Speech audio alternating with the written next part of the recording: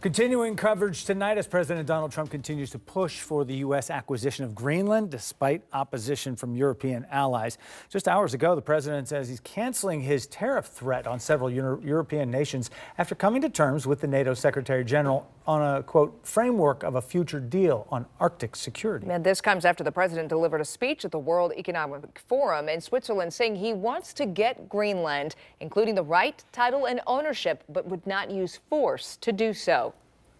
What I'm asking for is a piece of ice, cold and poorly located, that can play a vital role in world peace and world protection. You can say yes, and we will be very appreciative, or you can say no, and we will remember.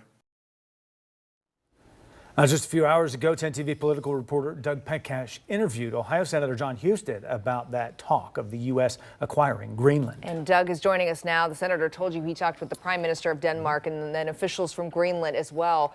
What did they say? What did he share with you? Senator Husted says that they say they are willing to negotiate for the security of Greenland and our mutual interests in the Arctic. He says China and Russia are very active there and they're a security threat.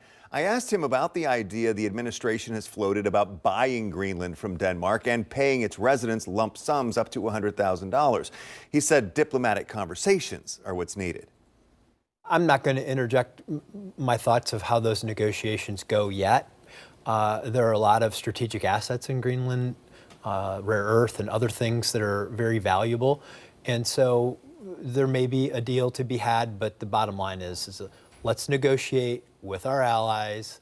Let's do something that's in the security interest of all of freedom-loving people. And speaking of allies and NATO, do you have concerns about how this issue may impact U.S. relations with NATO and our allies? Well, I always have concerns because you need friends in the world, and I believe that the rhetoric is starting to move in the right direction. You know, the president negotiates tougher and uses different terms than a lot of other leaders are accustomed to, but I believe that we're moving in the right direction. That America's interests will be represented, but not at the expense of our allies. Senator Husted emphasizes through those diplomatic conversations he thinks this can be resolved and make America more secure and help allies such as Denmark, Norway, and Finland. By the way, today is the first anniversary of Senator Husted being sworn into the Senate last year after being appointed by Governor Mike DeWine to fill J.D. Vance's seat, now the vice president, of course.